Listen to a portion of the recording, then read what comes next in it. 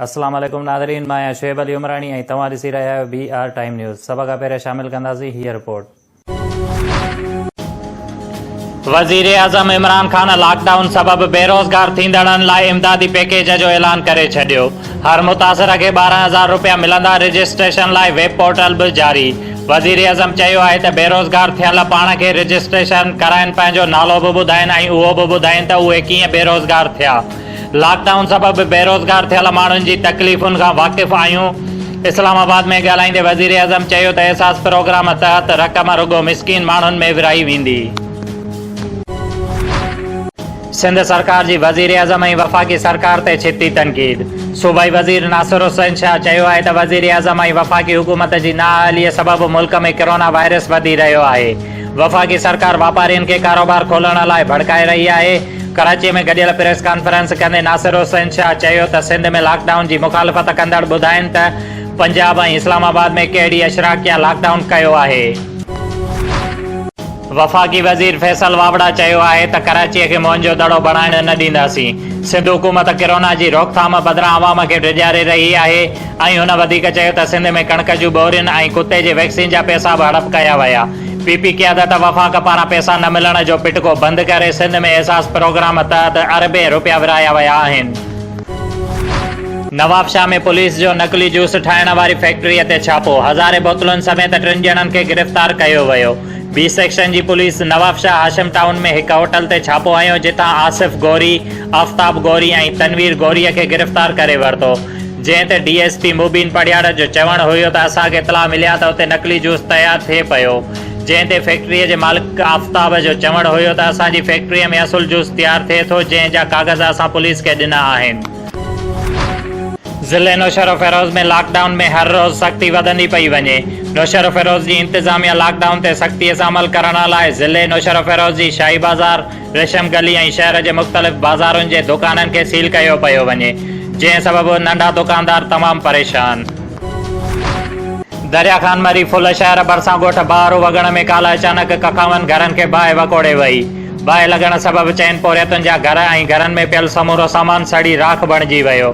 जंहिं सबबि पोरियत सद्दाम वॻण, जुमन वॻण, रियाज़ वॻण ऐं शौकत वॻण जे घरनि खे बाहि वकोड़े वई, जंहिं में पियल रोक रक़म, अनाज ऐं घर जो समूरो सामान सड़ी राख थी वियो। जंहिं ते उतां जे माण्हुनि पंहिंजी मदद पाण तहत बाहि ते ज़ाब्तो आंदो ऐं उतां जे चूंडियल नुमाइंदनि अञा ताईं का बि सार न लधी आहे। ओस्ता मोहम्मद जे जनाह प्रेस क्लब जे जनरल सेक्रेटरी एहसान करीम जे ख़िलाफ़ पेट्रोल यूनियन जा नाजाइज़ इल्ज़ामात। पेट्रोल जे हुकूमती क़ीमतुनि खे अवाम जे साम्हूं आणण लाइ तमामु सहाफ़ी पंहिंजो फ़र्ज़ु अदा कंदा ऐं नाजाइज़ मुनाफ़ाख़ोरनि खे साम्हूं आणींदा। देह चाकरवाह ॻोठ ॾहर जे रहवासियुनि जी आला इख़्तियारनि खे अपील। हुननि चयो आहे त असांखे नौशहर फेरोज़ पुलिस ऐं बिरिया पुलिस ऐं भरपासे जी पुलिस तंग करे रही आहे। हुननि जो चवणु हुयो त असां ज़मीन 2011 में पैसनि सां ख़रीद कई हुई, पर असांखे फवाद मेमण, इरफान मेमण, मज़हर मेमण मारण जूं धमकियूं ॾेई रहिया आहिनि ऐं ज़मीन ख़ाली करण जो चई रहिया आहिनि। अगरि जे असांखे को बि नुक़सानु रसियो या असांजी ज़मीन खे को नुक़सानु थियो त उन जा बि ज़िम्मेवार उहे हूंदा। वधीक मालूमात हासिल कंदासीं BR टाइम न्यूज़ जे रिपोर्टर ज़ाहिद अली मंगीअ खां। अस्सलाम वालेकुम नाज़रीन, जीअं त हिन वक़्तु असां ॻोठ सचल ॾहर में मौजूदु आहियूं। असां सां ॾहर बिरादरी कुझु मौजूदु आहे। अचो त पुछा कयूं हिननि जो छा चवणु आहे। अस्सलाम वालेकुम। जीअं मामा मनसरीम ॾहर ॻोठ मोहम्मद सचल ॾहर जो रवासी। जीअं त असांखे जेका ज़मीन 2011 में असां वठी हुई नदी मेमण खां 273 ऐं 274 नंबर, मुसलसिल 5 ॾींहंनि खां असांखे पुलिस 4-5 डिस्ट्रिक्ट नौशहर फेरोज़ जी तंग कंदी थी रहे, जॾहिं त सॼी पुलिस जेका आहे सो ऐं रेवेन्यू डिपार्टमेंट खां असां वटि डॉक्यूमेंट्स मौजूदु आहिनि ऐं पुलिस उन्हनि सां मिलियल आहे, उन्हनि खां पैसा वठी असांखे तंग थी करे। जीअं त मां डॉक्यूमेंट्स तव्हांखे ॾेखारींदो हलां त जेको आहे सो डॉक्यूमेंट्स असां वटि रजिस्ट्री थियल आहे ऐं सर्टिफाइड कापी आहे ऐं microfilming officer and photo registered Hyderabad, registration department, government of Sindh. जीअं त सॼो तव्हां ॾिसी सघो था त जेके आहिनि सो रजिस्ट्री थियल आहे।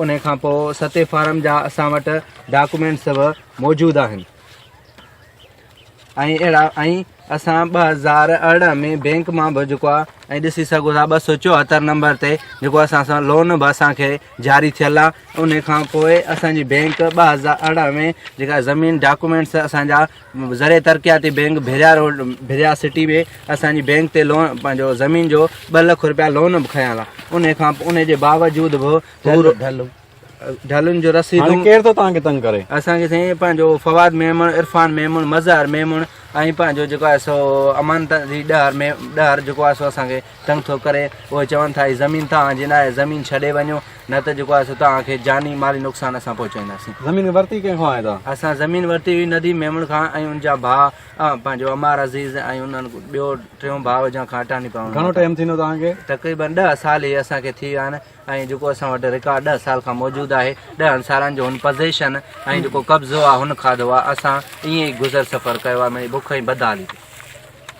ऐं जीअं त असां वटि देह जूं रसीदूं ऐं असां कब्ज़े ज़मीन हुनजे में हुई त बि असां ढल ऐं सॼो जेको आहे सो ढल जूं रसीदूं भरींदा रहिया आहियूं। ऐं कल्ह मूं हीउ सॼो honourable chief justice supreme court of Pakistan Islamabad खे एप्लीकेशन मोकिली आहे। Direct human rights cell supreme court of Pakistan खे मोकिली आहे। Honourable chief justice Sindh high court Karachi खे मोकिली आहे। डिस्ट्रिक्ट एंड सेशन जज मुशर्रफ खे मोकिली आहे ऐं IG सिंध कराची खे मोकिली आहे। असांजो वधि खां वधि इंसाफ़ कयो वञे। ऐं जीअं त असां नेब खे बि जेको नेब चेयरमैन पंहिंजो सखर थी वियो ऐं पंहिंजो इस्लामाबाद बि असां एप्लीकेशन्स मोकिलियो आहे। असां वधि खां वधि इंसाफ़ कयो वञे। असांखे पुलिस रोज़ जेको आहे सो असांखे तंग थी। शोएब अली उमराणीअ खे ॾींदा इजाज़त। वधीक ख़बरुनि ऐं अपडेट्स लाइ ॾिसंदा रहो BR टाइम न्यूज़।